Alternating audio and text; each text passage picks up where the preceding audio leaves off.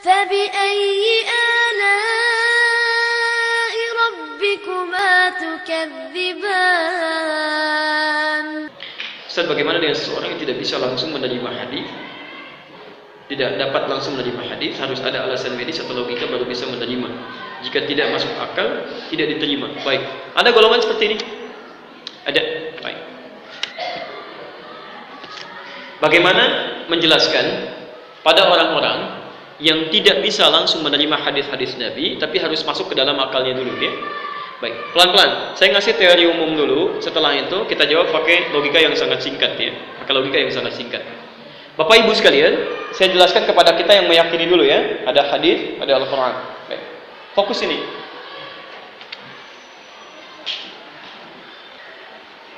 Setiap ketentuan, saya ulang, setiap ketentuan dalam kehidupan, terlebih yang dari Allah, itu punya dua sifat. Ada panggilan ilmu, pengetahuan. Maka yang ditujukan itu akalnya, pikirannya. Ada panggilan iman, yang dituju kolbunya. Jelas, ya? Jadi ada ketentuan kehidupan yang saat kita diminta mengerjakannya kita butuh ilmu, ya, pengetahuan. Ada panggilan-panggilan yang bukan ilmu yang disentuh tapi imannya.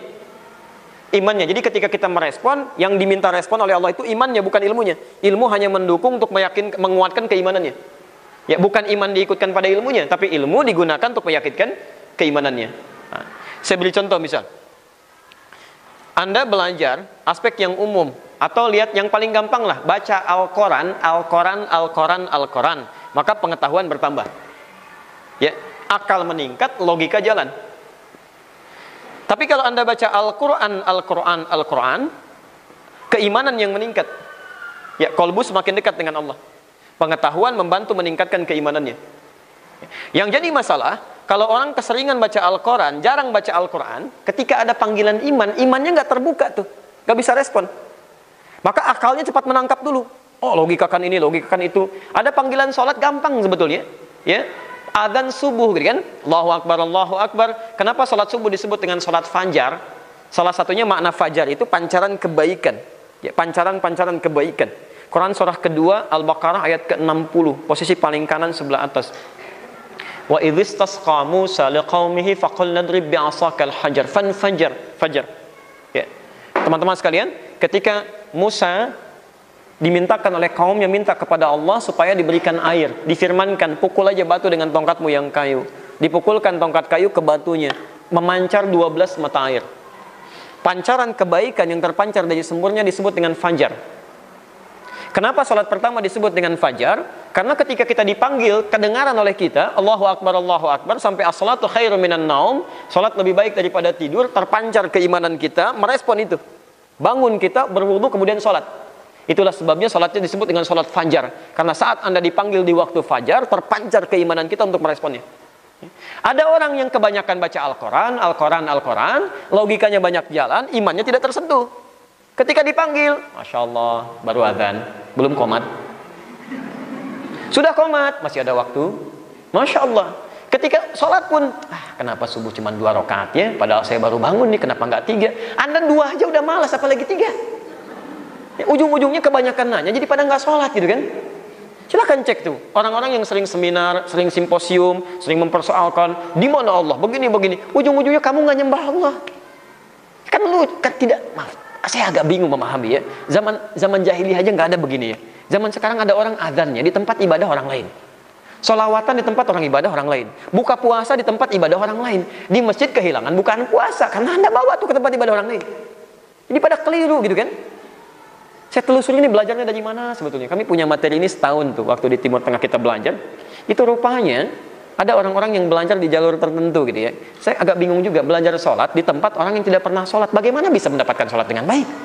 Ya, Anda mau belajar Islam datangnya ke McGill, ke Leiden gitu kan? Ada yang ke Sorbonne dan sebagainya. Ya, Anda belajar dengan orang-orang yang tidak mengenal Islam. Bagaimana bisa bagus Islamnya? Belajar tentang Allah kepada yang tidak yakin dengan Allah. Bagaimana bisa yakin dengan Allah? Pulang-pulang jadi pada konslet gitu. Ini jadi masalah. Nih ya. Oh, hati-hati nih. Ini yang jadi persoalan tuh ini nih. Ya. Nah, jadi jangan kaget. Itu orang-orang itu ada.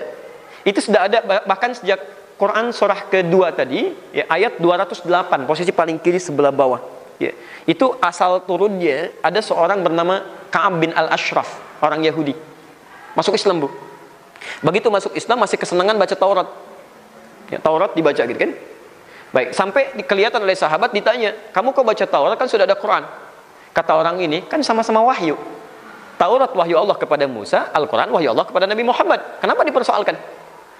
Sudah jalan ya? Jadi ini akar-akar pemikiran-pemikiran yang luas. Ketika disampaikan pada Nabi, dipanggil oleh Nabi, diklarifikasi.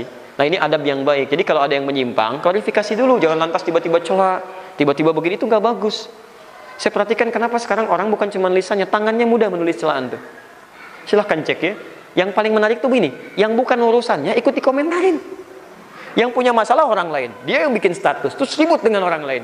Yang punya masalah udah selesai, dia nggak selesai gitu kan? Ini kan persoalan serius di sini ya. Baik, yang paling menarik dipanggil oleh Nabi, ditanya, "Ya fulan, ada kejadian begini, benar tidak?" "Benar ya Rasulullah." "Kenapa?" "Ya karena kan Taurat wahyu Allah kepada Musa, Al-Quran wahyu Allah kepada Anda, kan sama saja." Itu Nabi langsung memerah wajahnya. Nabi katakan, "Kalaupun Musa hidup sampai dengan hari ini," kata Nabi, "tentu dia akan ikut tuntunan saya. Tinggalkan itu semua, sudah selesai. Ya, Quran penyempurna dan sebagainya." Jadi kejadian semacam itu masih ada, cuma dijawab dengan logika-logika yang mudah oleh Nabi.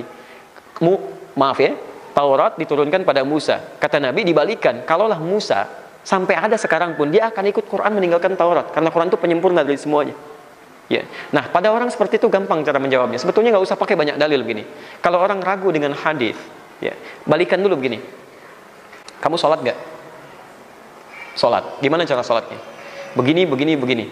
Baik, dari mana tahunya seperti itu? Di Quran nggak ada. Coba cek perintah sholat Al-Baqarah 43, wa aqimus sholah, dan tunaikan sholat. Dijelaskan di Quran bagaimana cara sholatnya. Kalau Anda tidak belajar hadis, bagaimana Anda bisa sholat seperti ini?